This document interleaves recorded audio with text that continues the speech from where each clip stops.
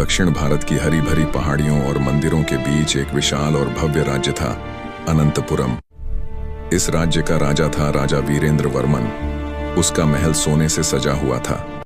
ऊंचे स्तंभ, नक्काशीदार दीवारें और सैकड़ों दीपक। लेकिन इन सब के बीच राजा बिल्कुल अकेला था। राजा वीरेंद्र ने बहुत कम उम्र में अपने माता पिता को खो दिया था।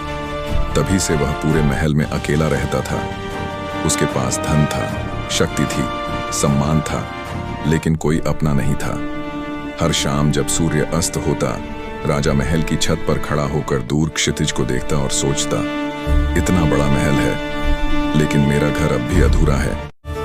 राजा चाहता था कि वह केवल राज्य ही न चलाए, बल्कि एक परिवार भी बसाए।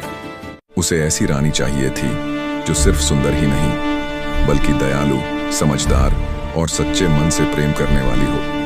एक दिन राजा ने अपने मंत्री से कहा, मुझे राजकुमारी नहीं चाहिए, मुझे वह लड़की चाहिए जो मेरे दिल को समझ सके। मंत्री ने पूरे राज्य में संदेश भिजवाया, जो भी कन्या सच्चे मन, साहस और करुणा से भरी हो, वह महल आ सकती है।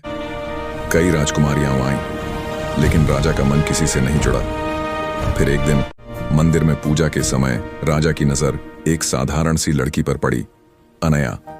वह गरीबों की सेवा कर रही थी, बीमारों को पानी पिला रही थी और बिना किसी लालच के मुस्कुरा रही थी। राजा को पहली बार लगा कि उसके महल की दीवारों में जीवन की आवाज गूंज रही है। राजा ने अनया से बात की। उसने न तो राजा की दौलत देखी, न ताज। उसने बस इतना कहा, अगर आप अच्छे इंसान हैं तो आप सबसे बड़े राजा हैं। उस दिन राजा वीरेंद्र को समझ आ गया कि यही वह लड़की है जिसके साथ वह घर बसाना चाहता है। समय के साथ दोनों का प्रेम गहरा हुआ। महल जो कभी शांत और उदास रहता था, अब हंसी, संगीत और दीपों की रोशनी से भर गया।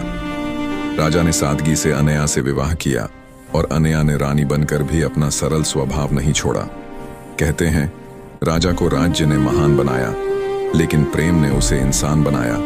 और इस तरह अकेले महल में रहने वाला राजा आखिरकार एक सच्चा घर पा गया।